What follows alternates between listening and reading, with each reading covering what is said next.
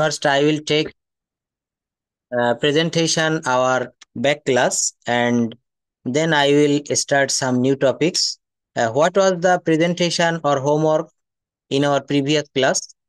Can you tell me?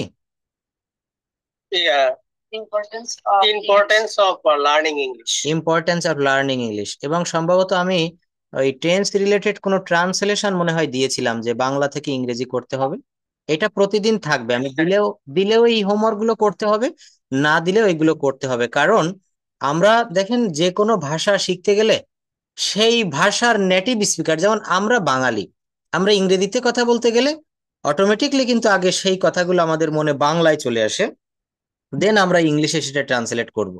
তো প্রতিনিয়ত আমাদের এই ট্রান্সলেশন, একটা সময় দেখবেন 80-এর দশকে বা 90-এর দশকে জিটিএম মেথড অর্থাৎ গ্রামার ট্রান্সলেশন মেথডে কিন্তু আমরা পড়াশোনা করেছি অনেকেই। আমার কাছে অনেক গ্রামার বই রয়েছে যেগুলো ট্রান্সলেশন শিখে শিখে ইংরেজিতে, এবং এইটা ছিল হচ্ছে আমি মনে করি একটা সব থেকে ভালো পদ্ধতি, it's the best way I think. কিন্তু এখন এই যে কমিউনিকেটিভ অ্যাপ্রোচ, এই কমিউনিকেটিভ অ্যাপ্রোচে কিন্তু আমরা সেইভাবে কথা বলা শিখতে পারতেছি না। কেন পারছি না? কারণ আমরা গ্রামার জানছি কিন্তু আমরা তো প্র্যাকটিক্যাল জায়গাটায় যেতে পারছি না। এই যে গত ক্লাসে বলেছিলাম, একই কথা বলা লাগে যে আমাদের যদি ইংলিশে ভাইবা থাকতো 100 মার্কসের বা 200 মার্কসের, আমরা অটোমেটিকলি কথা বলা শিখে যেতাম। কিন্তু আমাদের যেহেতু এরকম, মানে ভাষাটা শিখতে গেলে জীবনে কিছু কিছু জিনিস আছে প্র্যাকটিক্যালি শিখতে হয়, সেগুলো নিজে করে তারপরে সেই জ্ঞানটা অর্জন করতে হয়। যেমন উদাহরণ দিয়েছিলাম সাইকেল চালানো শেখা, কেউ যদি টেইলর হতে চায় অর্থাৎ দর্জি বিজ্ঞান শিখতে চায়, জামা কাপড় তৈরি করা, তো তাকে কিন্তু প্রথমে একজনের অধীনে গিয়ে ট্রেনিং নিতে হবে। এখানে কিন্তু কোনো পড়াশোনা আমি করলাম যে কাপড়ের এইভাবে মাপ নিতে হয়, এই করতে হয়, ওই করতে হয়, এটা কোনো কাজে আসবে না যদি আমি নিজে হাতে কাপড় সেলাই না করি, কাপড় না কাটি। যাই হোক, তো ভাষাটা শিখতে গেলে আমাদেরকে ঠিক এই কথা বলার জায়গাটায় আসতে হবে। তো প্রথমে প্রেজেন্টেশনটা শুনি, তারপরে এখান থেকে কয়েকটা ট্রান্সলেশন আমরা করব। Importance of learning English. Okay, start now. Quickly you have to say, and you have to correct your pronunciation, and you have to maintain the correct rules of grammar. Okay, you can start now.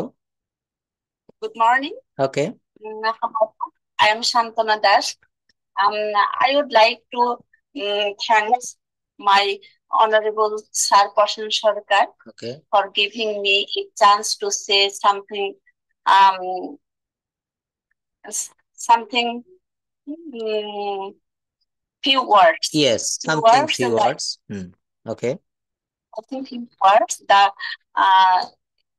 selected topic in front of you. You.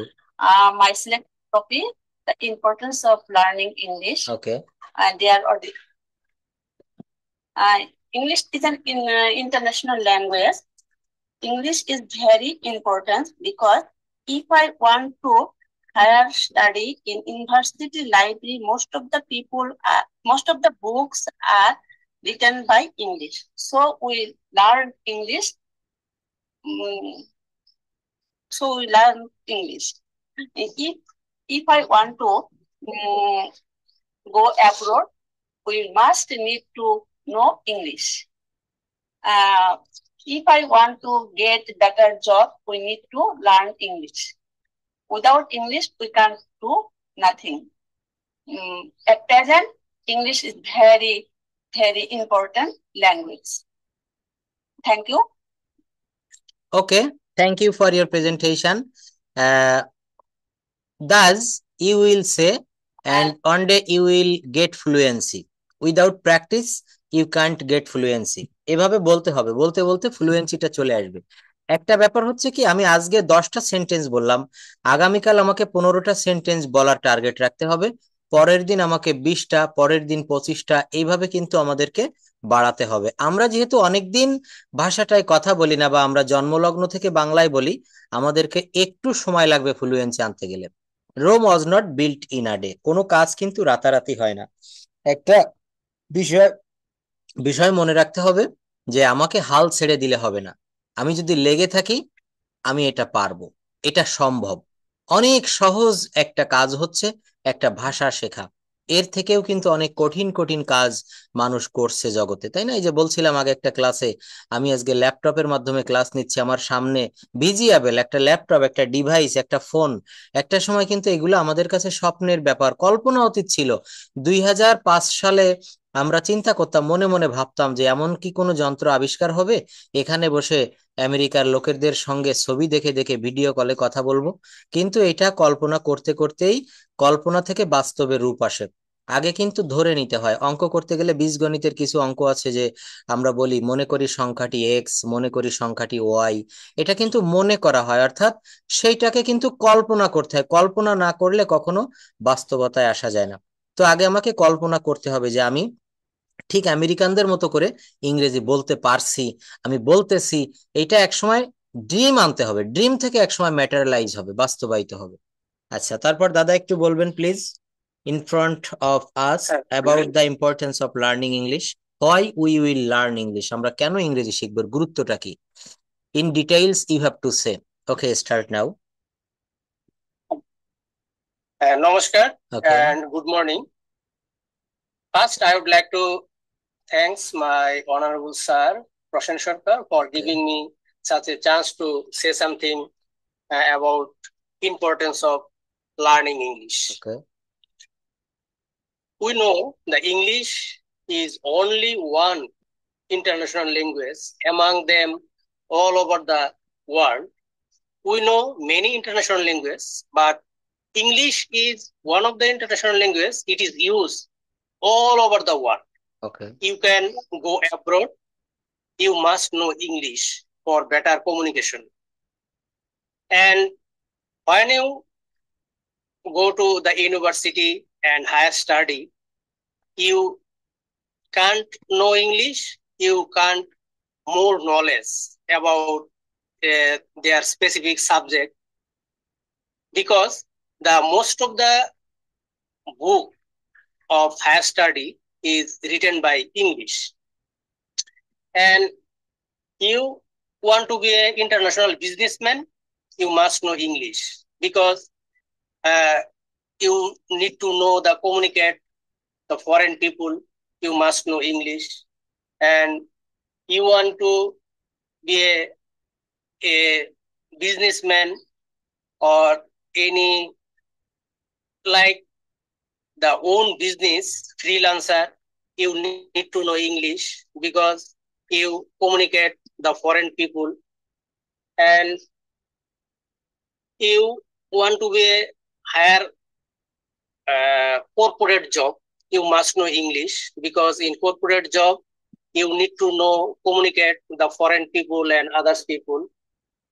And when you go abroad for traveling or medical purpose, you need to know English, because English is a common language all over the world. You know your country language, but when you go abroad, you need only one language in English. You can communicate all over the people of foreign country. And I know the English is a prestigious language. When you know English, and any gossiping or any uh, meeting, you can say something about English, you honored everywhere, because you know English.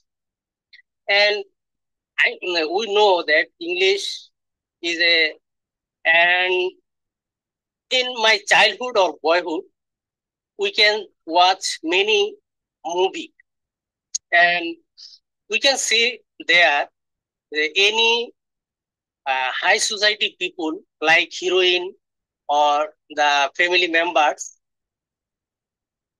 they try to speak English, and it is the symbol of high society.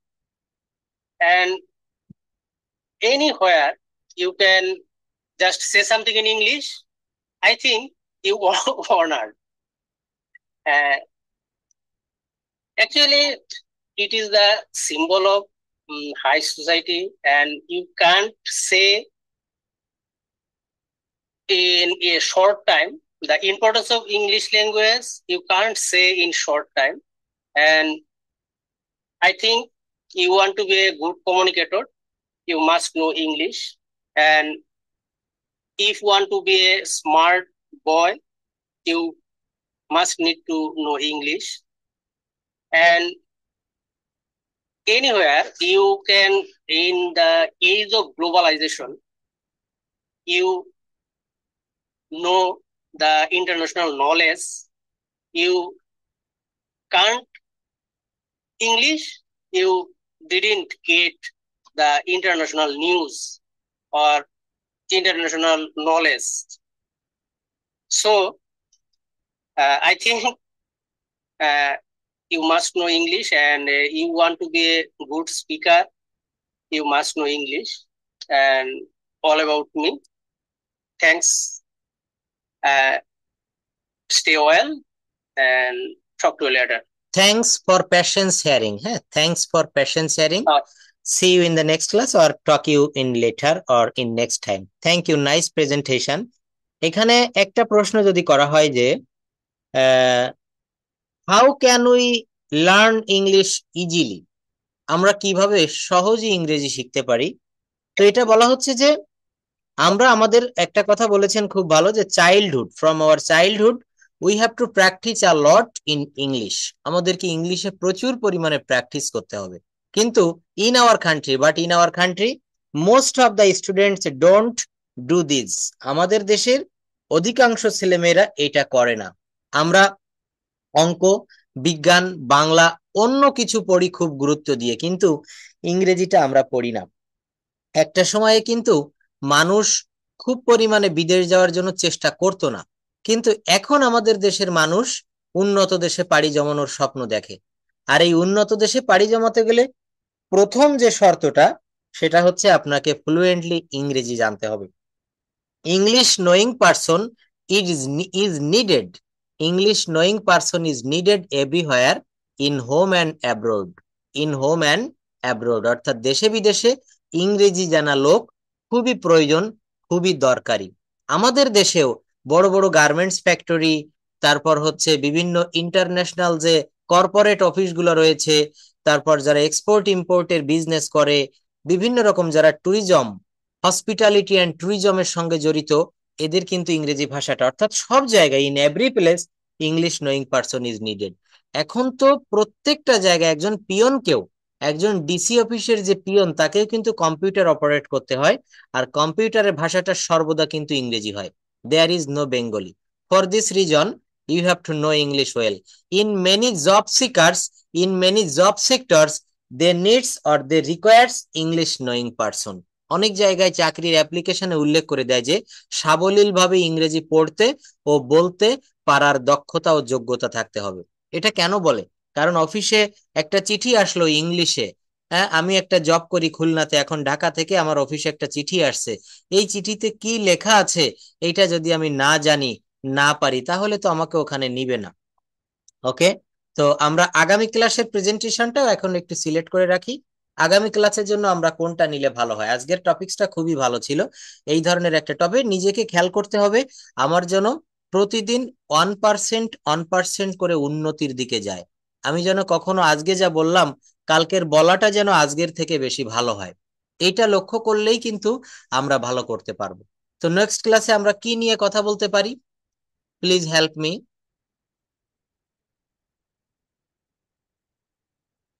Can you hear me? শুনতে পারছেন? Hello,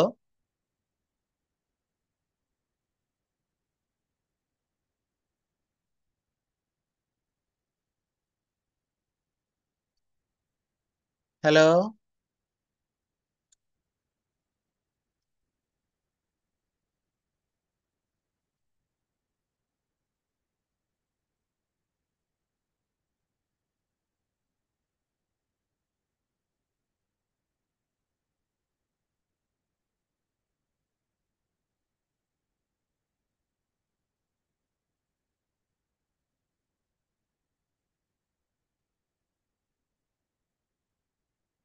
হ্যাঁ, আমাকে কি শুনতে পারছেন? Please let me know that.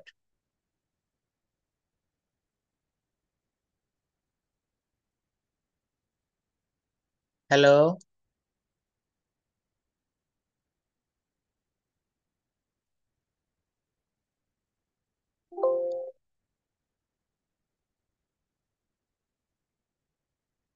হ্যাঁ, শোনা যাচ্ছে কি?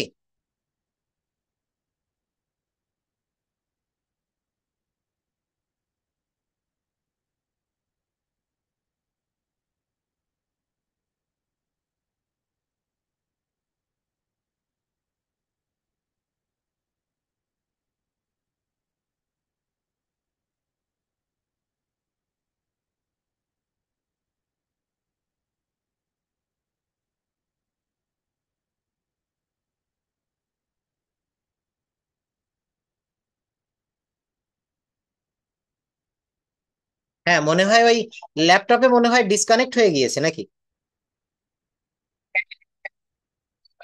প্রবলেম দেখা ও আচ্ছা আচ্ছা, যাই হোক, তো আমি আবার কেটে দিয়ে লাইনটা আবার দিচ্ছি, এক্ষুনি দিচ্ছি, হ্যাঁ। ওকে।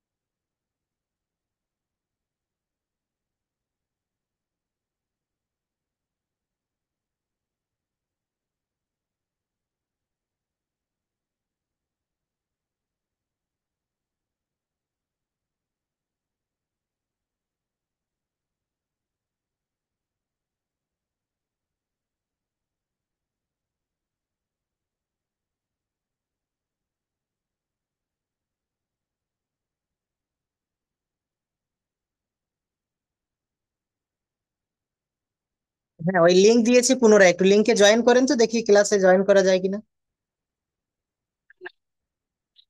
প্রবলেম হচ্ছে আমরা কথা বলতে থাকি, তারপরে ইন্টারনেট যখন আসবে তখন আমি আচ্ছা, তাহলে ফোনেই কন্টিনিউ করবো এইভাবে?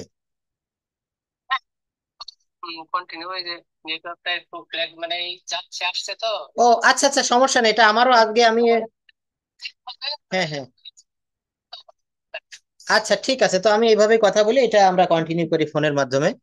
তো আসলে যেটা বলছিলাম যে আমাদের কিছু বিষয় একটু দেখতে হবে, যেমন আমি এখানে একটু আজকে ফোনে স্ক্রিন শেয়ারটা করে দেখাই, সব সময় বিকল্প পদ্ধতি রাখি হাতে।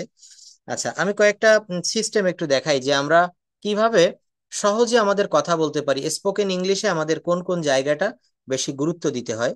আমি কয়েকটা বিষয় একটু দেখাতে চাচ্ছি, জাস্ট ওয়েট।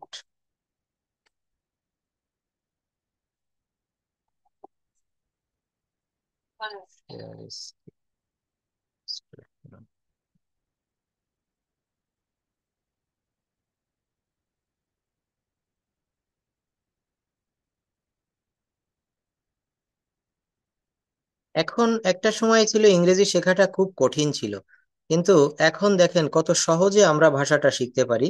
আমরা ছোটখাটো কয়েকটা স্ট্রাকচার একটু দেখব। নিশ্চয়ই আমার স্ক্রিনটা দেখা যাচ্ছে, দেখতে পারছেন?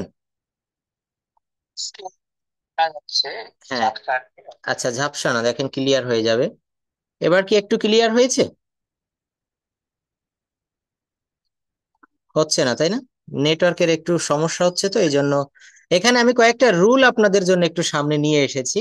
সেই রুলগুলা কি কি আমি একটু দেখাতে চাই, যেমন ইম্পর্টেন্ট কিছু রুল রয়েছে, সেই রুলগুলোর মাধ্যমে আমরা সহজে কথা বলতে পারি।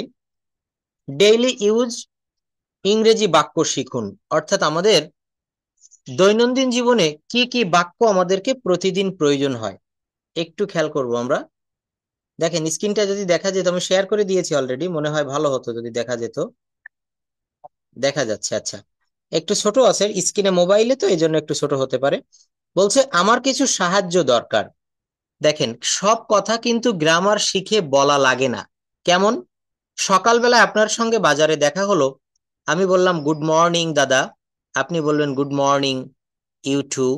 তো এই যে গুড মর্নিং বললাম, এখানে কিন্তু কোনো গ্রামারের প্রয়োজন পড়েনি। আমি কথা বলে বিদায় নিচ্ছি, তখন বললাম good bye, good night, good evening.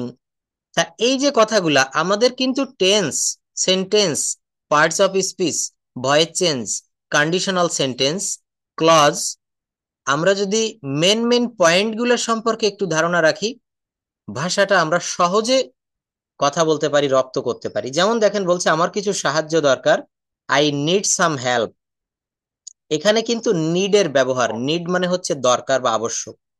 তুমি কি আমাকে দেখাতে পারবে, ক্যান ইউ শো মি। সি মানে হচ্ছে নিজে দেখা, আর শো মানে হচ্ছে অপরকে দেখানো। আমি অসুস্থ বোধ করছি, I am feeling sick, I am feeling sick, আমি অসুস্থ বোধ করছি, দয়া করে আমার জন্য অপেক্ষা করো, প্লিজ ওয়েট ফর মি। আমি বাড়ি যাচ্ছি, আই অ্যাম গোয়িং হোম, আমি বাড়ি যাচ্ছি, আই অ্যাম গোয়িং হোম। বাহিরে বৃষ্টি হচ্ছে, ইট ইজ রেইনিং আউটসাইড। আমি তোমার পোশাক পছন্দ করেছি, I like your dress, I like your dress. হ্যাঁ, এইগুলো আমি পড়ার থেকে আপনি পড়লে মনে হয় বেশি ভালো হয়। দিদি একটু পড়বেন এখান থেকে। তুমি কি সেটা আবার বলতে পারবে, can you repeat that. Can you repeat that? হুম তুমি কি সেটা বলতে পারবে? হুম, বাংলাটাও বলবেন, আমি খুব উত্তেজিত। হ্যাঁ, প্লিজ ক্লোজ দ্য উইন্ডো। হুম বন্ধ করো, হুম বলতে হবে। হুম, ও, শপ, শপ মানে হচ্ছে দোকান, শপ। হ্যাঁ, নিকটতম দোকান কোথায়।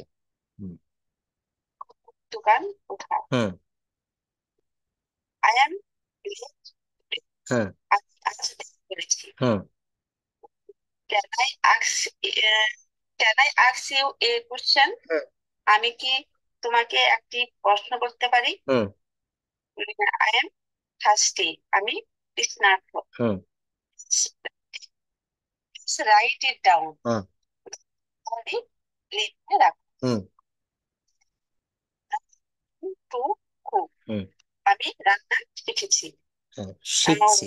Is it, হুম আমার নাম কি? হুম টু স্লিপ, হুম যাচ্ছি। হুম অফ দ্য লাইট, হুম বাতি বন্ধ করো। Hmm I need to buy some food, আমার কিছু খাবার কিনতে হবে। হুম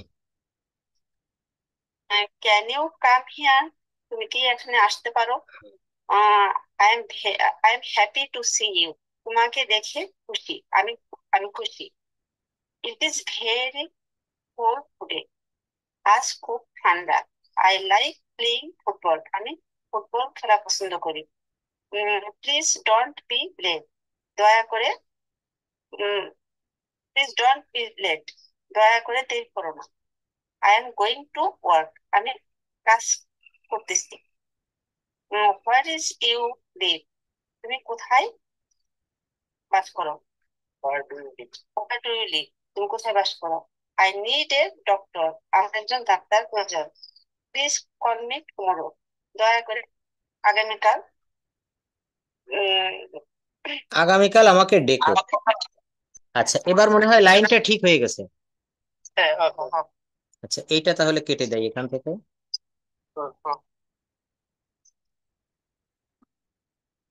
হ্যাঁ, এখন শোনা যাচ্ছে। আচ্ছা, তাহলে আমি এখানে মোবাইল শেয়ার করেও দেখেন একটা প্লট আমরা পড়তেছিলাম যে দৈনন্দিন জীবনে আমরা যে কথাগুলা বলি বা আমাদের যেগুলার বলার প্রয়োজন পড়ে এমন কিছু ওয়ার্ড আমরা একটু দেখতেছিলাম। আসলে একটা বিষয় কি, কথা বলতে গেলে কিন্তু একজন পার্টনারের প্রয়োজন হয়। তো আমরা অনেক সময় সেই পার্টনার পাই না, এই জন্য কিন্তু কথা বলতে পারি না। তো আমি মনে করি এই জায়গাটা আপনাদের খুবই ভালো রয়েছে।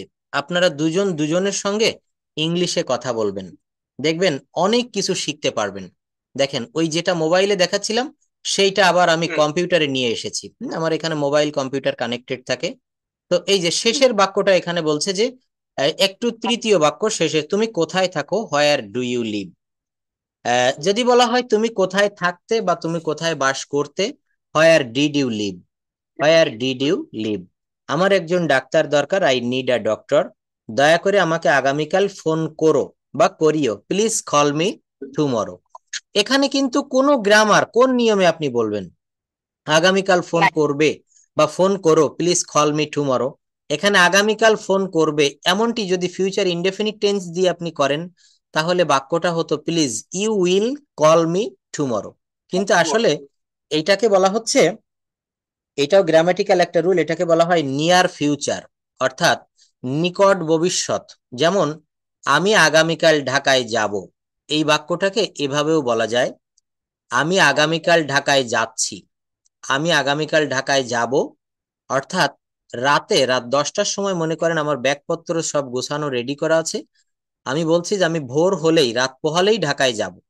তো এই যে একটুখানি সময় বাকি, এটাকে নিয়ার ফিউচার বলে, যে আমি একটু পরেই ঢাকায়। নেক্সট মানে প্রিভিয়াস ডেতে আমি বলছিলাম যে আই এম গোইং টু। হ্যাঁ হ্যাঁ, এইটা বলছিলেন, রাইট রাইট রাইট। হ্যাঁ হ্যাঁ, নিয়ার ফিউচার, এই শেষের বাক্যটাও কিন্তু নিয়ার ফিউচারের। প্লিজ কল মি টুমরো, এখানে আগামীকাল ফোন করো এই বাক্যটা বলার থেকে এটা বেশি ভালো হতো আগামীকাল ফোন করবে। তো ওইটা না বলে নিয়ার ফিউচারে করা হয়েছে, প্লিজ কল মি টুমরো। আচ্ছা, এখানে আরেকটা বাক্য আমাদের এই লেখায় ভুল রয়েছে, যেমন এই যে I am learning to cook, আমি রান্না শেখাচ্ছি, এখানে হবে I am teaching to cook. Learning মানে হচ্ছে শেখা, যদি এটা হয় I am learning to cook, এর বাংলাটা হবে আমি রান্না শিখছি। আই অ্যাম লার্নিং, হ্যাঁ আমি শিখছি, কিন্তু এখানে রয়েছে শেখাচ্ছি। এটা হচ্ছে পজিটিভ ভার্বের একটা ব্যবহার, আমি দেখাবো প্রযোজক ক্রিয়া। অর্থাৎ নিজে কাজ না করে, বাংলা ব্যাকরণে এটা 9-10 আমাদের ছিল, নিজে সাবজেক্ট নিজে কাজ না করে যখন অপরকে দিয়ে, অন্যকে দিয়ে কাজ করায়, তখন তাকে কজেটিভ ভার্ব বা প্রয়োজক ক্রিয়া বলে। তাকে কি বলে? প্রয়োজক ক্রিয়া। যেমন মা শিশুকে চাঁদ দেখাচ্ছে, আমি আমার বাড়িটিতে রং করিয়েছি, আমি নিজে রং করিনি, আমি শ্রমিক দিয়ে রং করানোর কাজটা সেরে ফেলেছি, আমি আমার চুল কাটিয়েছি। এগুলো হচ্ছে নিজে করি না, আমার চুল আমি কাটিনি, আমার চুল আমি কাউকে দিয়ে কাটিয়েছি। এগুলা হচ্ছে কজেটিভ ভার্ব বলে। যাই হোক, তো আমরা যে জায়গাটাতে ছিলাম, আমরা প্রেজেন্টেশন শেষ করেছিলাম সবেমাত্র।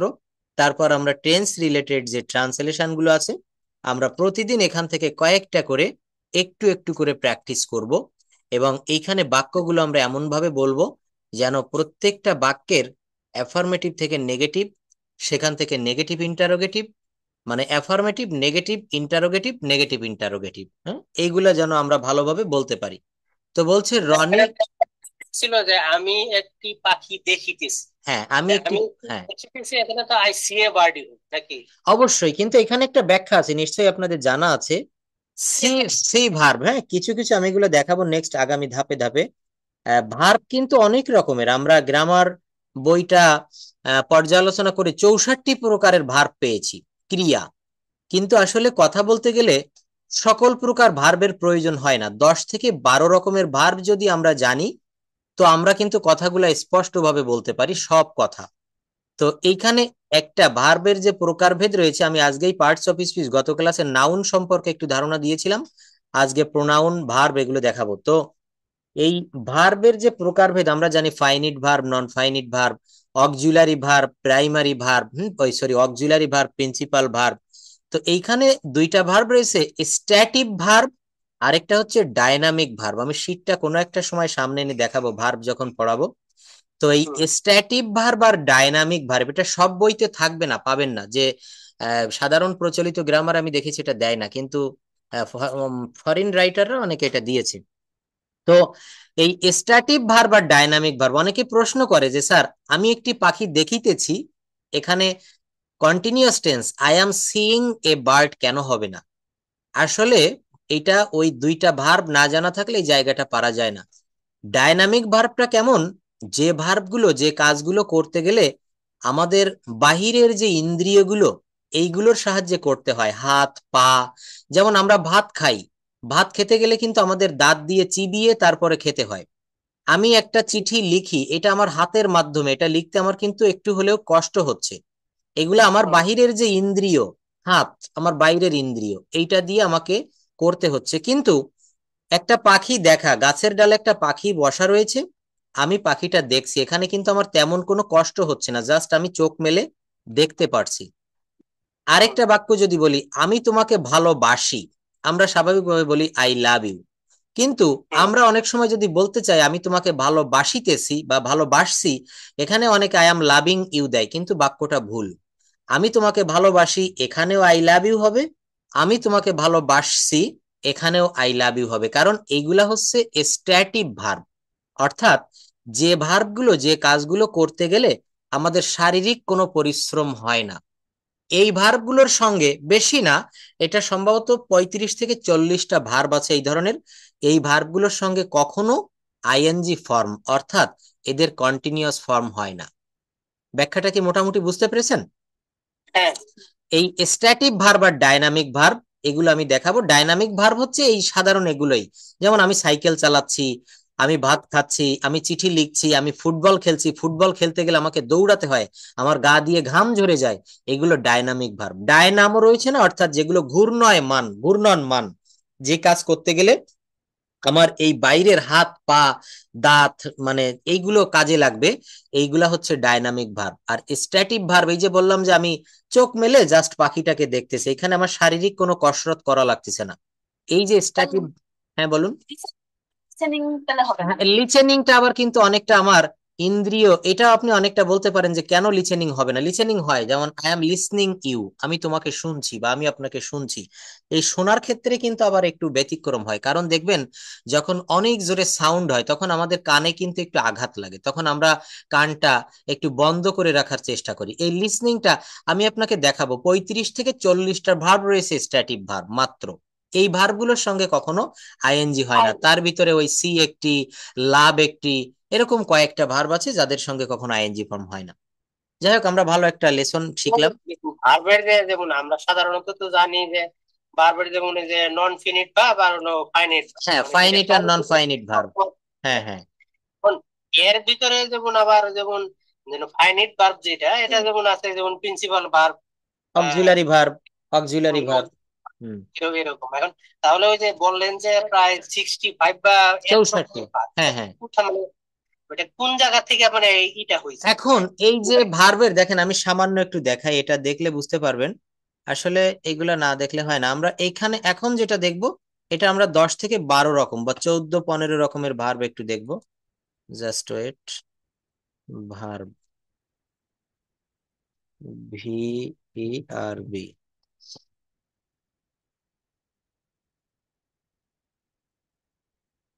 Verb in details.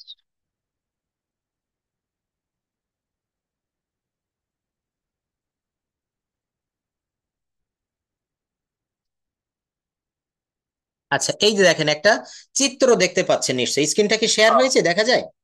হ্যাঁ, ইয়েস। এইখানে দেখেন, এইখানেও কিন্তু অনেকটা দিয়েছে। একেবারে শুরুতেই ভার্বের দুইটা শাখা, ভার্ব নামক একটা গাছ বা বৃক্ষ, এর প্রধান দুইটা শাখা। বাম পাশে দেখেন অ্যাকশন ভার্ব, আমি তীর চিহ্ন দিয়ে দেখাচ্ছি। আবার ডান পাশে দেখেন স্ট্যাটিভ ভার্ব। এই সেই স্ট্যাটিভ ভার্ব। এইখানে ডায়াগ্রামটা দেখলে বুঝতে পারবেন। আবার ভার্ব থেকে দুইটা শাখা নেমে এসেছে। উইক ভার্ব, যেটার আরেক নাম হচ্ছে রেগুলার ভার্ব, আবার আরেকটা হচ্ছে স্ট্রং ভার্ব। হ্যাঁ, এটা কিন্তু খুব ইম্পর্ট্যান্ট। এই যে কোনো কোনো ভার্বের, যেমন ইট, ইট মানে খাওয়া, এর পাস্ট ফর্ম যদি বলি খেয়েছিলাম বা খেয়েছিল, তখন এট হবে, ATE, ইট, এট। কিন্তু আমি যদি বলি প্লে, প্লে মানে খেলা করা, এর V2 হবে প্লেড। দেখেন, প্লের পরে শুধু ইডি যোগ করেছি। একটা হচ্ছে স্ট্রং ভার্ব, আরেকটা হচ্ছে উইক ভার্ব। অর্থাৎ যে সকল ভার্বের ভিতরের ভাওয়েল পরিবর্তন করে পাস্ট ফর্ম এবং পাস্ট পার্টিসিপল ফর্ম গঠন করা হয়, তাদেরকে স্ট্রং ভার্ব বলে। আর যেগুলো, যেসব ভার্বের পরে ভার্বের শেষে ডি, ইডি, টি, এন, এনই ইত্যাদি যোগ করে পাস্ট এবং পাস্ট পার্টিসিপল করা হয়, সেগুলোকে উইক ভার্ব বলা হয়। তো এগুলো আমরা ব্যাখ্যা পাবো আস্তে আস্তে। তো এখানে দেখেন প্রায় 14-15 রকমের ভার্ব দিয়েছি। ফাইনিট ভার্ব আরেকটা দিয়েছি, non finite verb. Finite verb আবার দুই প্রকার, প্রিন্সিপাল ভার্ব, অক্সিলারি ভার্ব, অথবা হেল্পিং ভার্ব। অক্সিলারি ভার্বের অপর নাম হেল্পিং ভার্ব। এই নন ফাইনিট ভার্ব আবার তিন প্রকার, ইনফিনিটিভ, পার্টিসিপল, জিরান্ড। এই পার্টিসিপল আবার তিন প্রকার, প্রেজেন্ট পার্টিসিপল, পাস্ট পার্টিসিপল এবং পারফেক্ট পার্টিসিপল। এগুলো নিশ্চয়ই পড়েছেন যখন BCS পরীক্ষা দিয়েছিলেন, অবশ্যই কিন্তু এগুলো দেখেন সবই আপনাদের পড়া। শুধু জাস্ট আমি একবার একটু আপনাদের সামনে রিভিশন দিব, সব আপনাদের আবার মনে পড়বে। এই ইনফিনিটিভ, পার্টিসিপল, জিরান্ড। তো পার্টিসিপল তিন প্রকার, present participle, past participle, perfect participle. এই অক্সিলারি ভার্ব আবার দুই প্রকার, প্রাইমারি অক্সিলারি, মডাল অক্সিলারি। আমি গত একটা ক্লাসে মডাল অক্সিলারি ভার্ব সম্পর্কে ধারণা দিয়েছিলাম, যেমন can, could, shall, should, may, might, will, would. হ্যাঁ, সব কথা টেন্স দিয়ে বলা যায় না। যেমন আই ইট রাইস, আমি ভাত খাই। কিন্তু আমি যদি বলি আমি ভাত খেতে পারি, তখন কিন্তু আই ক্যান ইট রাইস। তখন দেখবেন এই যে গ্রামারের, আমি বলছি যে 30 থেকে 35টা আইটেম সম্পর্কে ধারণা দিব, দেখবেন ফ্লুয়েন্টলি কথা বলা যাবে। তো এই যে প্রাইমারি অক্সিলারি আর মডাল অক্সিলারি, প্রাইমারি অক্সিলারিটা কেমন? যেমন আই অ্যাম ইটিং রাইস, এখানে অ্যামটা হচ্ছে অক্সিলারি। তো এটা কোন অক্সিলারি? এই বি ভার্ব থেকে আগত যে ভার্বগুলা, এগুলোকে প্রাইমারি অক্সিলারি বলে। তো এখানে আবার দেখেন, এই প্রিন্সিপাল ভার্বকে ট্রানজিটিভ ভার্ব এবং ইনট্রানজিটিভ ভার্বে ভাগ করা হয়েছে। ইনট্রানজিটিভ ভার্বকে আবার কাপুলেটিভ ভার্ব, আবার কোয়াজিপ্যাসিভ ভার্বে ভাগ করা যায়। কোয়াজিপ্যাসিভ, হ্যাঁ, অনেকগুলো ভাগ রয়েছে। তো আমরা এখন এই মুহূর্তে মাথার ভিতরে এটা নিব না। তবে যেটা বলছিলেন সেটা কিন্তু প্রথমেই রয়েছে, যে আই সি এ বার্ড, আমি একটা পাখি দেখি। আবার আমি একটা পাখি দেখছি, I am seeing a bird. এটা হবে না, ওই ক্ষেত্রে হবে আই সি এ বার্ড। এটা কেন হবে?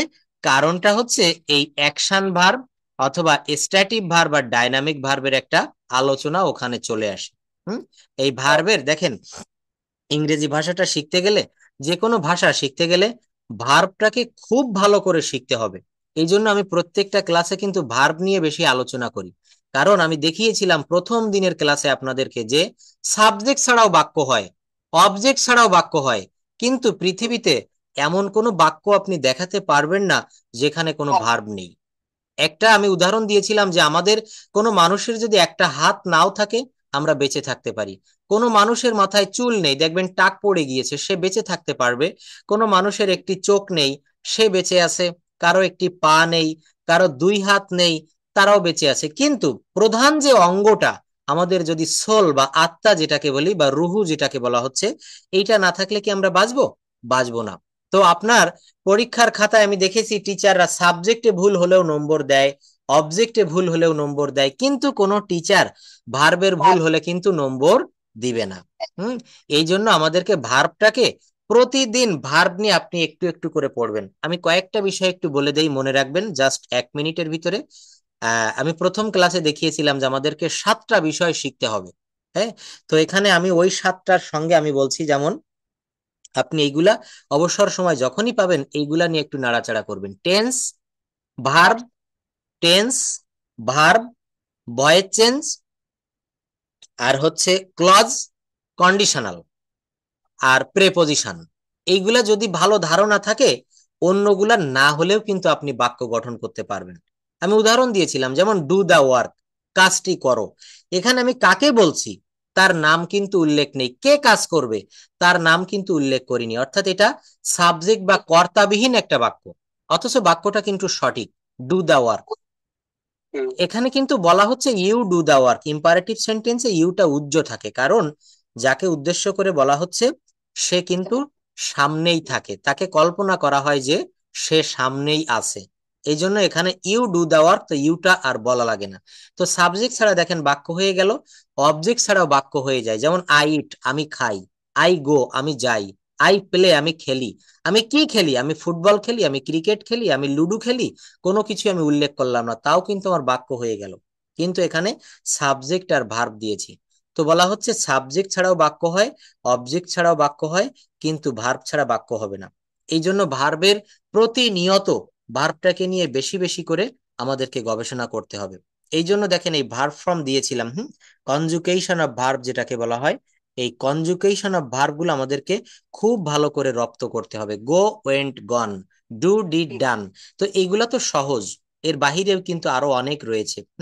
এগুলা কিন্তু আমাদেরকে ধীরে ধীরে সব মুখস্থ করতে হবে, কারণ একটা বিষয় যদি বাদ পড়ে যায় পরের বিষয়টা আমরা বুঝতে পারবো না। এটা হচ্ছে চেইন সিস্টেমে, আপনি একটা বিষয় শিখবেন না, অন্য বিষয় গিয়ে আপনি আটকে যাবেন। আপনি একটা টেন্স, যেমন আমরা প্রেজেন্ট ইনডেফিনিট টেন্স শিখলাম, কন্টিনিউয়াস না শিখে পারফেক্টে চলে গেলাম, তাহলে কিন্তু আমাদের একটা মানে সিকুয়েন্স বাদ পড়ে যাবে। ধারাবাহিক নাটক যেমন দেখবেন, একটা বা দুইটা পর্ব আপনি যদি গ্যাপ দেন, পরের পর্বগুলা কিন্তু কিছুই বোঝা যায় না। তো যাই হোক, আমরা প্রেজেন্টেশন নিলাম, এবং আমাদের এই মুহূর্তের কাজটা ছিল হচ্ছে আমরা কয়েকটা বাক্য একটু বাংলা থেকে ইংরেজিতে বলবো। আমি প্রথমেই বলেছিলাম আজকের ক্লাসের যে ডাইনামিক ভার্ব এবং স্ট্যাটিক ভার্ব, বা এখানে বলেছিলাম যে সরি, একটা বাক্যকে আমরা কিভাবে ট্রান্সফর্ম করব, রূপান্তর করব। আমি আরো দেখিয়েছিলাম একটা ভার্ব দিয়ে কিভাবে 30টা বাক্য তৈরি করা যায়। তো এই যে জিটিএম মেথড, আমি যখন ক্লাস 6-7-এ পড়েছি তখন থেকে এই নিয়মগুলো মানে উঠে গেছে। আমরা ছিলাম লাস্ট ব্যাচ, অর্থাৎ গ্রামার ট্রান্সলেশন মেথড, তারপরে চলে আসলো কমিউনিকেটিভ মেথড, আরো অনেক অনেক কমিউনিকেটিভ অ্যাপ্রোচ। তো আমি মনে করি এই গ্রামার ট্রান্সলেশন মেথডে আমাদেরকে ইংরেজি শিখতে সহজ হয়। বাংলা থেকে ইংরেজিতে বলতে হবে, যেমন দেখেন রনি স্কুলে যায় নাই। আচ্ছা, এটা তো নেগেটিভ, এর অ্যাফার্মেটিভটা কি হবে বলতে পারবেন? রনি, স্কুল, না, রনি স্কুলে গিয়েছিল, রনি স্কুলে গিয়েছিল। আর রনি স্কুলে গিয়েছিল না, এটা এভাবে বলা যায় না, এটা বলা হচ্ছে রনি স্কুলে যায়নি বা যায় নাই। তো আমাদেরকে 4টা বাক্যই শিখতে হবে, affirmative, negative, interrogative, negative interrogative. তো রনি স্কুলে গিয়েছিল, রনি ওয়েন্ট টু স্কুল। দেখেন গত একটা ক্লাসে আপনারা প্রশ্ন করেছিলেন যে এই বাক্যটা রনি স্কুলে যায় নাই, এটা তো প্রেজেন্ট পারফেক্ট টেন্সের নেগেটিভ হিসাবেও করা যায়। যদি বলা হয় রনি স্কুলে গিয়েছে, হ্যাঁ, রনি স্কুলে গিয়েছে, আবার এইটার বাংলা নেগেটিভ বাক্যটাও সেম একই রকম হবে, রনি স্কুলে গিয়েছে না, এই কথাটা বলা যায় না, বলতে হবে রনি স্কুলে যায় নাই। অর্থাৎ প্রেজেন্ট পারফেক্ট টেন্সের একটা নেগেটিভ বাক্য শুনতে যেমন হবে, পাস্ট ইনডেফিনিট, পাস্ট ইনডেফিনিট টেন্সের নেগেটিভ ঠিক একই হবে, আবার পাস্ট পারফেক্ট টেন্সেরও একটা নেগেটিভ বাক্য ঠিক একই শোনা যাবে। যদি বলা হয়, এখন এখানে আমি ব্যাখ্যা দিয়েছিলাম, কিন্তু আপনাদের মনে আছে কিনা যে এইটা কিভাবে করবেন, আপনি পাস্ট ইনডেফিনিট ধরে করবেন, না পাস্ট পারফেক্ট ধরে করবেন, না প্রেজেন্ট পারফেক্ট ধরে করবেন, এইটা আপনার নির্ভর করবে। যেমন দেখেন এইখানে জাস্ট সিঙ্গেল একটা বাক্য, এক দাগে, রনি স্কুলে যায় নাই। এখানে আপনি 3টা নিয়মের যে কোনো একটা নিয়মের নেগেটিভে করতে পারবেন, কিন্তু এই বাক্যটা যদি কোনো প্যাসেজ আকারে থাকতো, এর আগে বা পরে যে ধরনের বাক্য থাকতো, যেমন যদি বলছে রনি স্কুলে যায় নাই, সে গতকাল ভাত খায় নাই, সে গতকাল স্কুলে আসে নাই, তাহলে এটা আপনি পাস্ট ইনডেফিনিটের নেগেটিভে করতে পারতেন। কিন্তু এখানে যেহেতু একটি মাত্র বাক্য, আপনি এখানে ওই তিনটা স্ট্রাকচারের যে কোনো একটা করলে হবে, কোনো ভুল হবে না। আচ্ছা, তো রনি স্কুলে যায় নাই, Roni didn't go to school. Did ব্যবহার করলে আমরা মনে রাখবো, কোন বাক্যে ডিড ব্যবহার করলে পরের ভার্বটা একদম ঠিক প্রেজেন্ট ফর্মে ফিরে আসবে। Roni did not go to school. হ্যাঁ, আমি যদি বলি আই এট রাইস, আমি ভাত খেয়েছিলাম, এটা নেগেটিভ কি হবে বলেন তো? আমি ভাত খাইনি, কি হবে? I didn't eat rice. Thank you, I didn't eat rice. আমি কি ভাত খেয়েছিলাম, তখন কি হবে? Did I eat rice? Did I eat rice. আমি কি ভাত খাইনি বা আমি কি ভাত খেয়েছিলাম না? Didn't I eat rice? Didn't I eat rice. Thank you. তাহলে পরের বাক্যগুলো একটু বলে চলে যান। তুমি ভাত খেয়েছিলে। You ate rice. রাইস, এটা দিয়ে চারটা বাক্য বলেন, একটা দিয়ে চারটা বলবেন। ইউ এট রাইস, তুমি ভাত খেয়েছিলে। তুমি Did you eat rice? Didn't eat rice. নেগেটিভটা back করে গিয়েছে, you did not eat rice. হ্যাঁ হ্যাঁ, এখানে ধারাবাহিকতাটা কি ঠিক রাখবেন কিভাবে? প্রথমে অ্যাফার্মেটিভ বলবেন, তারপর নেগেটিভ, তারপর ইন্টারোগেটিভ, আর শেষে বলবেন নেগেটিভ ইন্টারোগেটিভ। আচ্ছা, এটা বলেন, তাহারা ফুটবল খেলেছিল। They played football. নেগেটিভ কি হবে? They didn't play football. তারপর did they play football? তারপর didn't they play football? এখন লেখার পরে আমাদের লিখতে লিখতে অভ্যাস হয়ে গেছে, আমরা ফুল স্টপ দেই, কিন্তু এই বাক্যগুলো যেহেতু এগুলো নেগেটিভ, সরি ইন্টারোগেটিভ বা নেগেটিভ ইন্টারোগেটিভ, শেষে কিন্তু আমাদের কোয়েশ্চেন মার্ক দিতে হবে, জিজ্ঞাসাবাদক চিহ্ন দিতে হবে। লাবণী গান গেয়েছিল, তাহলে এটা কি হবে? Laboni sang a song. এই দেখেন, এই ক্ষেত্রে কিন্তু আমার সেই ভার্ব ফর্ম কাজে লাগবে। সিং মানে গান গাওয়া, সিং, স্যাং, সাং। হ্যাঁ, এই জন্য বলি যে পূর্ব থেকেই আমাদের এই কনজুগেশন অফ ভার্ব এইগুলা মুখস্থ করতে হবে। আমি একটা উদাহরণ দিয়েছিলাম না, যে মনে করেন এই যে আমি পড়াতে বসেছি, আমার অনেক রকমের ডিভাইস সামনে রয়েছে, মোবাইল, আমার মাউস, আমার মাউস প্যাড, আমার একটা এটাকে বলে হচ্ছে ওয়েব ক্যামেরা, আমার পেন ড্রাইভ, অর্থাৎ এই ইনস্ট্রুমেন্ট গুলো। তরকারি রান্না করতে গেলে আমি কি তরকারি রান্না করবো, আমার সেই সবজি লাগবে, আমার মাছ লাগবে, আমার জল লাগবে, আমার জিরা হলুদ সব নিয়ে, ইনগ্রিডিয়েন্টস উপাদানগুলো নিয়ে আমাকে রান্না করতে বসতে হবে। তো আমি ইংরেজি ভাষাটা শিখতে গেলে আমার এইগুলা হচ্ছে উপাদান, আমাকে কিছু সাবজেক্ট মুখস্থ করতে হবে, এগুলো প্রথমেই করতে হবে, কিছু ভার্ব মুখস্থ করতে হবে, কিছু অবজেক্ট মুখস্থ করতে হবে, দেন you will be able to speak in English. At first you have to collect the ingredients of learning English. It's the precondition of speaking English fluently. If you want to be a fluent speaker, at first you have to know this must.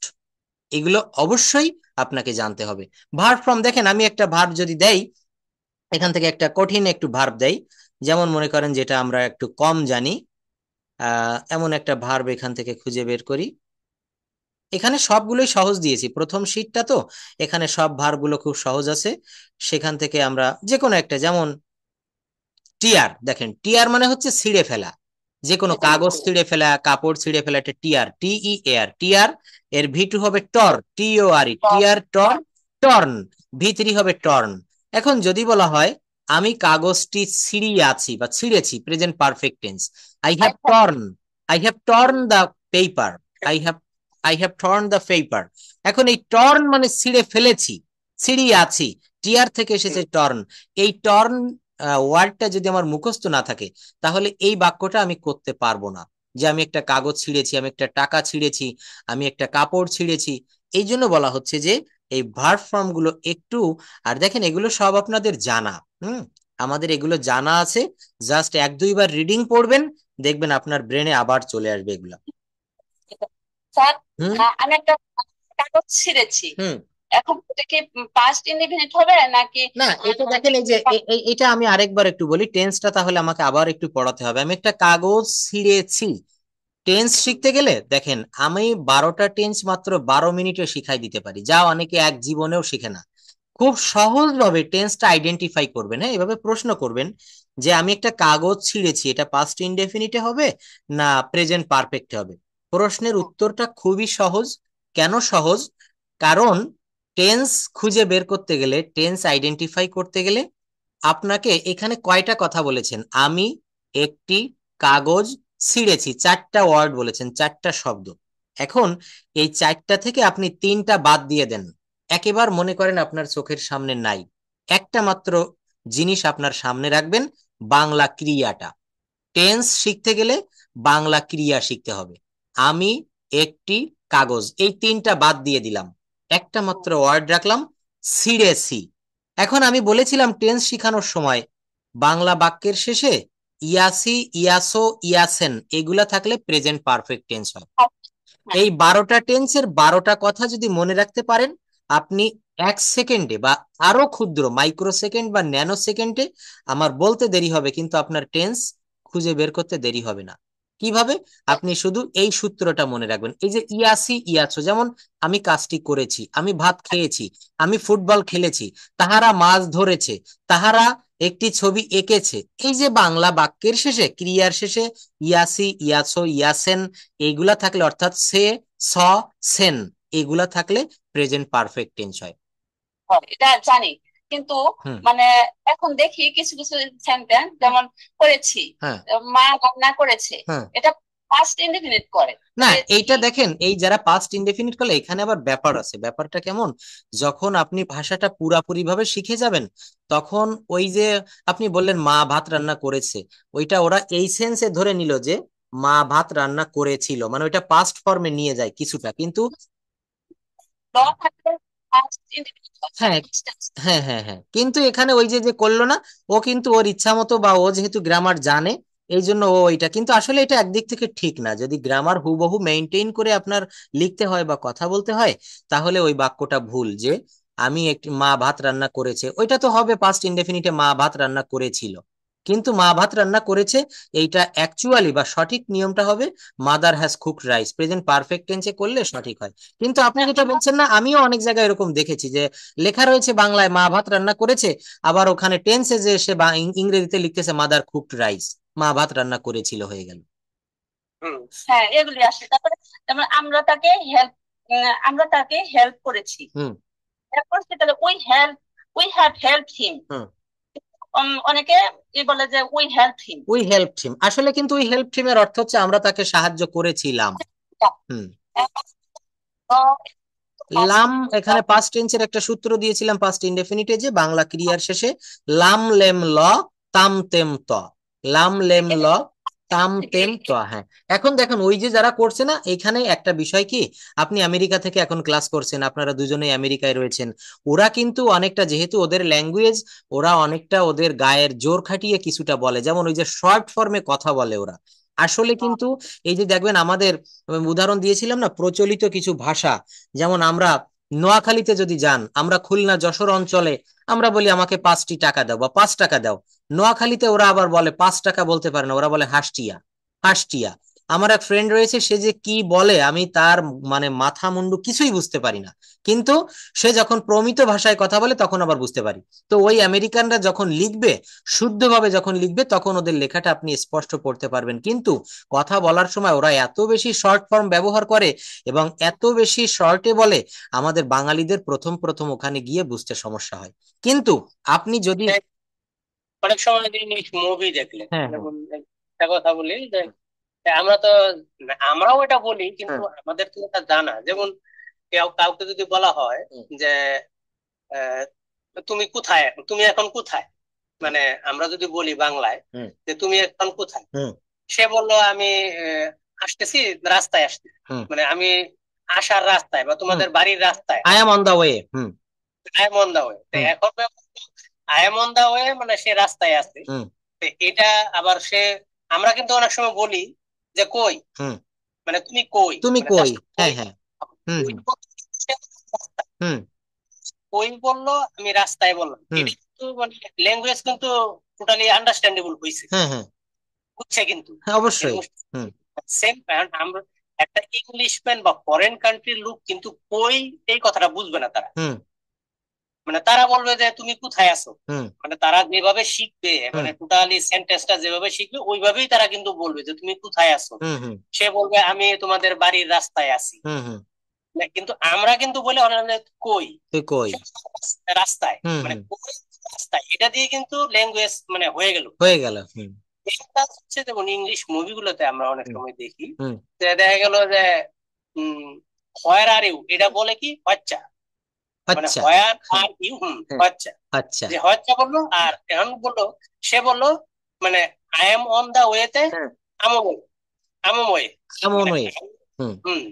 যে হচ্ছে বললো আমি মোয়ে, মানে আমি মোয়ে বলতে আমি on the way,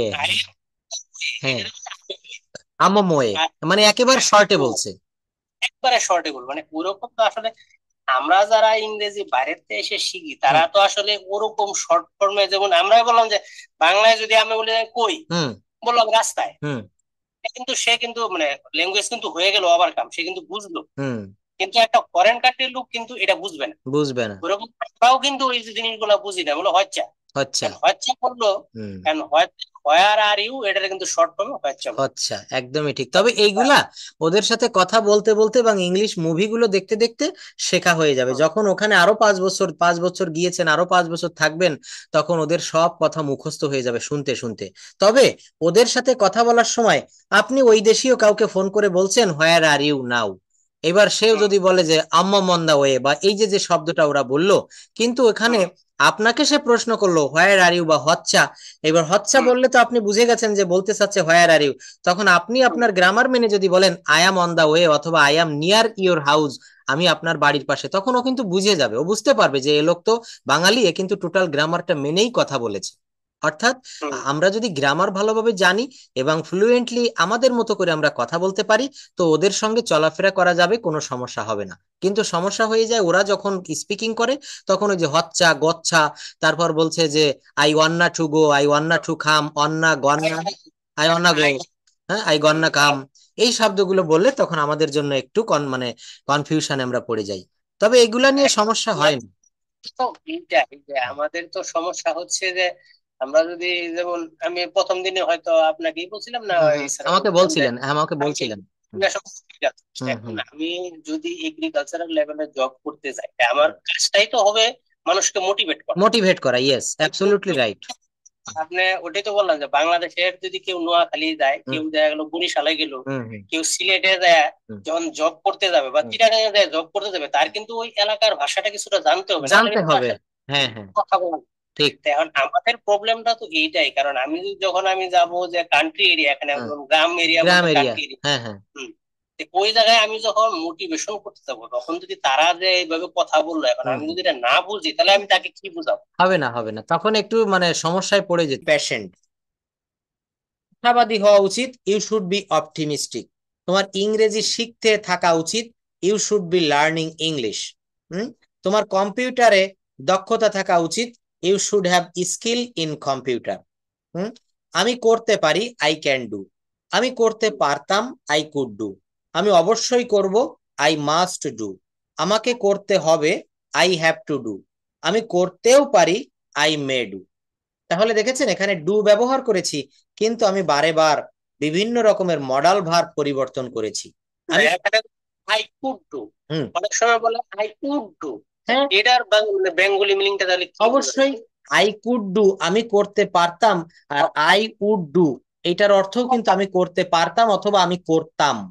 দেখেন এই শুড ভার্ব, মডাল ভার্ব কিন্তু এক এক জায়গায় এক এক ভূমিকা অভিনয় করে। যেমন উইলের পাস্ট ফর্ম হিসেবে আমরা অনেক সময় উড ব্যবহার করি, আবার উডটাকে ভদ্রতার খাতিরে আমরা ব্যবহার করি। যেমন আপনাকে বললাম যে would you please tell me your name, would you please tell me, I would like to say something about this matter, would you don't mind. হ্যাঁ, এইটাকে আমরা এখানে আবার ওই যে আসলে কোনো অর্থ বোঝায় না, না, এই উডের কিন্তু এখানে কোনো অর্থ হয় না, জাস্ট ভদ্রতা প্রকাশের জন্য এই উডটাকে ব্যবহার, জন্য আর কি, মানে পোলাইট প্রকাশের, ইয়েস, পোলাইট প্রকাশের জন্য উডটাকে ব্যবহার করা হয়। এরপর দেখবেন আমি ইংরেজিতে কথা বলতে পারি, আই ক্যান স্পিক ইংলিশ। আমি তাকে ম্যানেজ করতে পারতাম, আই কুড ম্যানেজ হিম। আমি অবশ্যই কম্পিউটার শিখবো, আই মাস্ট লার্ন কম্পিউটার। আমাকে উপার্জন করতে হবে, আই হ্যাভ টু আর্ন। আমি ধূমপান করতাম, আই ইউজ টু স্মোক। আমি শপিং এ যেতেও পারি, I may go to shopping. May মানে হচ্ছে সম্ভাবনা। আমি তাকে সাহায্য করতেও পারতাম, I might help him, I might help him. আচ্ছা, এরপর দেখেন এখানে বেশিরভাগ মডালের ব্যবহার দেখিয়েছি। আমি অবশ্যই হব, আই মাস্ট বি। এটা হচ্ছে একটা বই, স্মার্ট ইংলিশ একটা বই।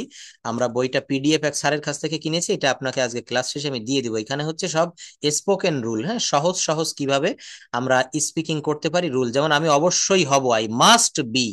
আমি অবশ্যই একজন ডাক্তার হব, I must be a doctor. তোমাকে যেতে হবে, ইউ হ্যাভ টু বি, তোমাকে হতে হবে। You have to be a doctor, you have to be an engineer.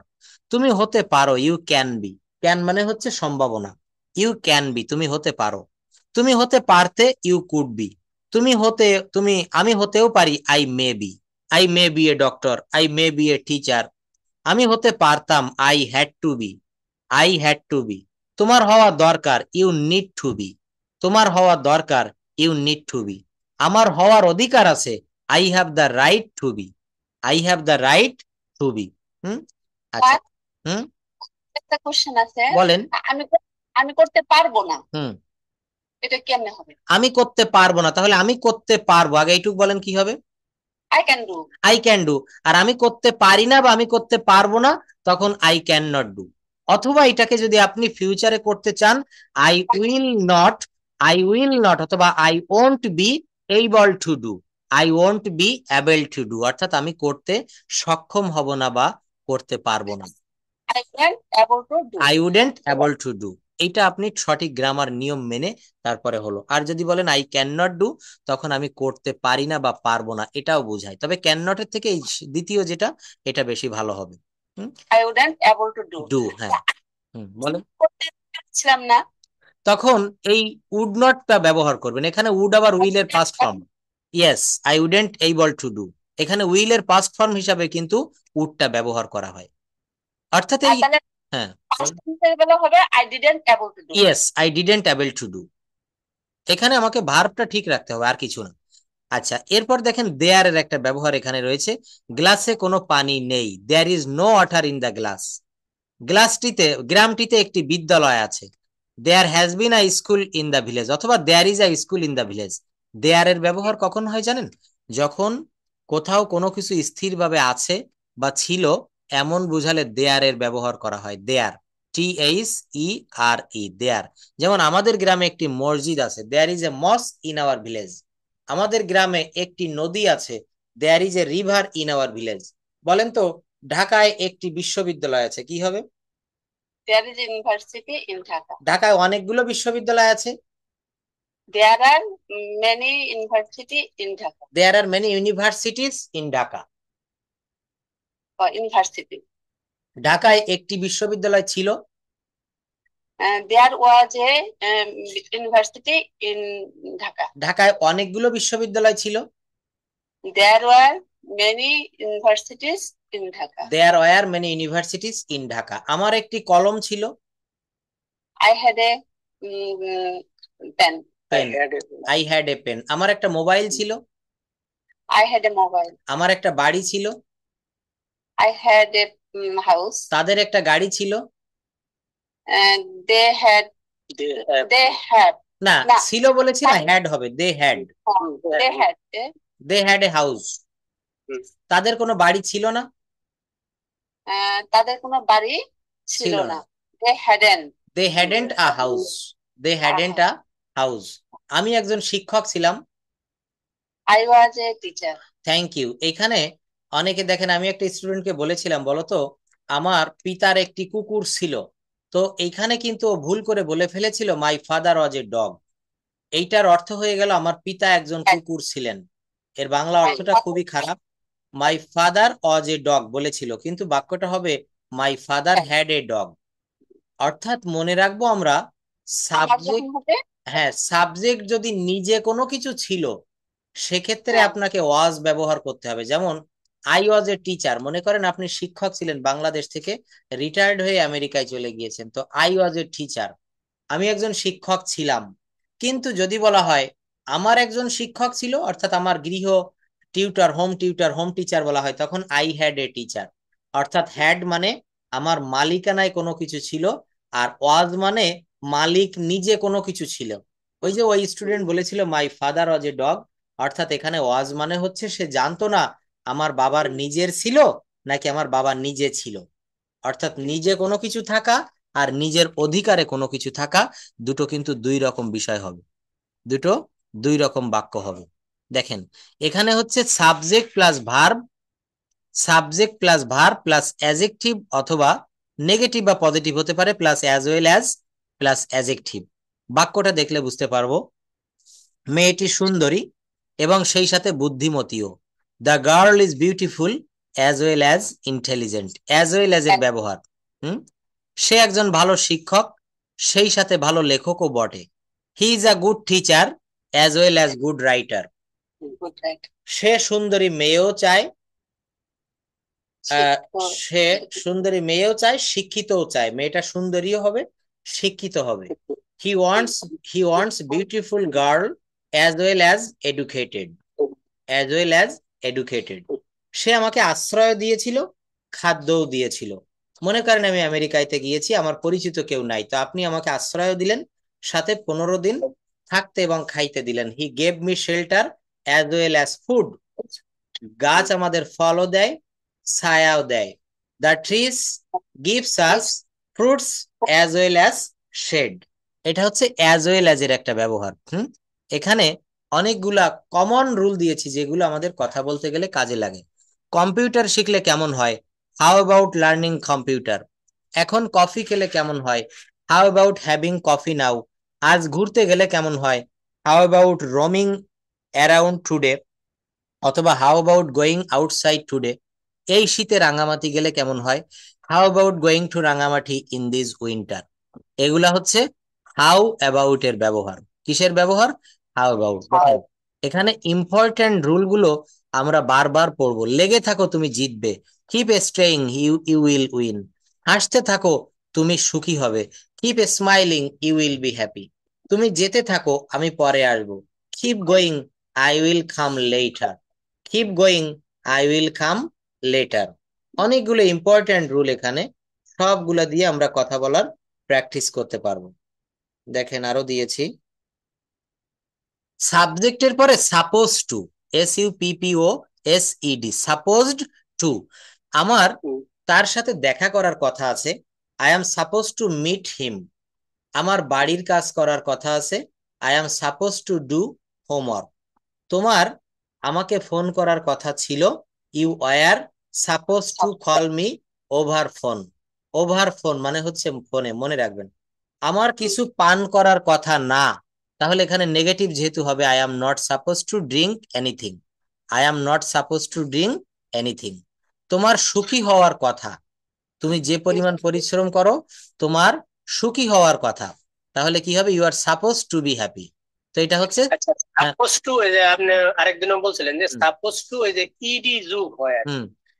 যখন আমরা ওই যে ই করব, মানে কি বলে ওটারে, নেগেটিভ ইন্টারগেটিভ বা নেগেটিভ করব, তখন যে ওই যে ডিডন্ট বা ই যে ইউজ করব, তখন কি সাপোজ হবে না, না কি হবে? না, এটা কিন্তু সাপোজডই থেকে যাবে, কারণ কি এটা হচ্ছে আমার নিয়ম অনুসারে এখানে সাপোজড বসেছে, মানে এটা কিন্তু already suppose. I am not suppose to do the work, I didn't suppose to do the work. থাকবে, হ্যাঁ, অল টাইম এটা সাপোজ টুই থাকবে। এখানে ওই ডিড বসলেও এই সাপোজড এর কোনো পরিবর্তন হবে না। না, ওই যেমন ইউজ টুর ক্ষেত্রে যেমন খুব সম্ভবত ইউজ হয়। হ্যাঁ, ইউজ হয়, কিন্তু সাপোজের ক্ষেত্রে এটা পরিবর্তন হবে না, এটা ব্যতিক্রম, এটাকে মনে রাখতে হবে। আচ্ছা, এটাই না, মানে আমি ওটা ভাবছিলাম যে সাপোজ যেহেতু আছে, তাহলে ওই যে ইউজড এর ভিতর, মানে ইউজ টু যেরকম আই ডিডন্ট ইউজ টু, হ্যাঁ হ্যাঁ, ইউজ টু মানে ইডি যুগ হয় সকল ক্ষেত্রে, কিন্তু যখন ডিডন্ট বলবো, নেগেটিভ ইন্টারভিউ করবো, তখন আবার এটা বেস ফর্মে ফিরে আসে, ইউজড হবে না, তখন ইউজ হবে। মানে যেমন তাহলে সাপোজের জায়গায় এটা কোনো বেস ফর্ম নাই। বেস ফর্ম নাই। এরপর একটা রুল দেখবো, যেমন I wish I could. I wish I could plus ভার্বের বেস ফর্ম প্লাস এক্সটেনশন। আমি যদি পাখির মতো উড়তে পারতাম, I wish I could fly like a bird. আমি যদি আমার দেশের জন্য কাজ করতে পারতাম, I wish I could work for my country. আমি যদি পৃথিবীময় ঘুরে বেড়াতে পারতাম, I wish I could travel around the world. আমি যদি সুস্বাস্থ্য বজায় রাখতে পারতাম, I wish I could maintain a good health. I wish I could maintain a good health. হ্যাঁ, তাহলে এটা হচ্ছে আই উইশ, আই কুড একসঙ্গে বসাতে হবে। তারপর ভার্বের বেস ফর্ম, তারপর এক্সটেনশন, তারপর ভার্বের বেস ফর্ম, তারপর এক্সটেনশন। মেন কয়েকটা রুল আমি একটু দেখাবো, খুব ভালো ভালো রুল এখান থেকে আপনারা দেখবেন। যেমন আমি খুব ভালো সময় কাটাচ্ছি, আমি খুব দারুণ সময় কাটাচ্ছি, আমি গরিবদের সাহায্য করে মজা পাচ্ছি। এক্ষেত্রে আমাকে নিয়মটা ঠিক এইভাবে করতে হবে, I am having a good time, আমি একটা ভালো সময় পার করছি। আমি গরিবদের সাহায্য করে মজা পাচ্ছি, I am having a wonderful time. আমি ইংরেজি শিখে অনেক মজা পাচ্ছি, I am having a lot of fun helping the poor. I am having a lot of fun learning English. I am having a lot of fun learning English. অর্থাৎ আমি ইংরেজি শিখে অনেক মজা পাচ্ছি। বাক্যগুলো আমাদেরকে একটু খেয়াল করলে দেখা যাবে এইগুলা যে স্ট্রাকচার মেনে বাক্যগুলো গঠন করা হয়েছে, এই স্ট্রাকচার দিয়েই আমরা বাস্তব জীবনে অনেক কথা বলি, অনেক। এর প্রত্যেকটা স্ট্রাকচার একটু দেখেন, আমি যেগুলো দেখাচ্ছি এগুলা খুব প্রয়োজন। যেমন আমরা অনেক সময় বলি তোমার দিনটি সুন্দর হোক, আপনার ভ্রমণ শুভ হোক, সুখ নিদ্রা হোক। তাহলে কি আপনি ভালো একটা ঘুম দেন, হ্যাভ এ নাইস ড্রিম। আপনার ভ্রমণ সুন্দর হোক, হ্যাভ এ নাইস ট্রিপ। এইগুলাই দেখবেন ওই আমেরিকানরা শর্ট ফর্মে বেশি ব্যবহার করে, হ্যাভ এ নাইস ট্রিপ, হ্যাঁ, have a nice day, have a nice day. ওরা একসঙ্গে বলে have a nice day, have a nice day, একে আ বলে, হ্যাভ আ নাইস ডে। এই হ্যাভ কে হ্যাভ এ, এটাকে একসঙ্গে বলে হ্যাবা, হ্যাবা, হ্যাবা। এটা কিন্তু ওরা এইভাবে বলে। তো এখানে আরো অনেকগুলো রুল রয়েছে, এগুলো একটু দেখবেন। এটা টোটাল একটা বড় লম্বা বই, এই বইটা অনেকগুলো পেজ। এটা আমি এখন পিডিএফ আপনাকে দিয়ে দিচ্ছি, এখান থেকে আপনাদের কথা বলতে গেলে যে রুলগুলো প্রয়োজন হয়, যেমন হার্ডলি এর ব্যবহার, আমি খুবই কম চা খাই, আই হার্ডলি টেক টি। তুমি আমাকে খুবই কম ভালোবাসো, আই হার্ডলি লাভ মি। আমি খুবই কম টিভি দেখি, I hardly watch TV. I hardly watch TV, hardly মানে হচ্ছে তেমন না, খুব কম, কদাচিৎ। এইগুলার ক্ষেত্রে হার্ডলি ব্যবহার করতে হবে। তো আসলে দেখেন আজকের যে রুলগুলো আমি যাই, কিন্তু এখানে হার্ডলি থেকে এই মানে রেয়ারলিটা বেশি ভালো শোনায় না, হার্ডলিটা বেশি, হার্ডলি হেয়ার, তারপরে স্কার্সলি হেয়ার, সেলডম।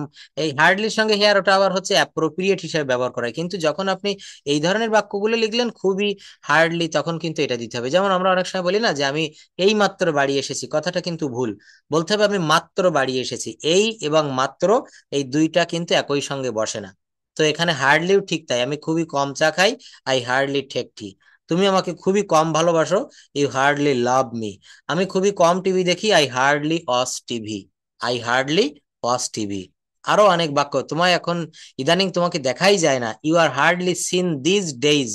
তুমি ইদানিং আমার সাথে ঘুরতে বের হও না, you hardly hang out with me lately. Hang out মানে হচ্ছে ঘুরতে বের হওয়া। এরপরে দেখেন লাইকলি টু এর ব্যবহার, লাইকলি টু সাবজেক্টের পরেই লাইকলি টু। হাফিজের এ প্লাস পাওয়ার সম্ভাবনা আছে, Hafiz is likely to get A plus. আজ বৃষ্টি হওয়ার সম্ভাবনা আছে, it is likely to rain today. তার স্কলারশিপ পাওয়ার সম্ভাবনা আছে, he is likely to rain today, sorry, he likely to get scholarship, he is likely to get scholarship. দেখেন গ্রামারও পড়বো, পাশাপাশি প্রতিনিয়ত আমরা এই স্পোকেন রুলগুলো প্র্যাকটিস করব, কারণ আমি অনেক ব্যাচে শুধু গ্রামার পড়িয়ে দেখেছি মাস শেষে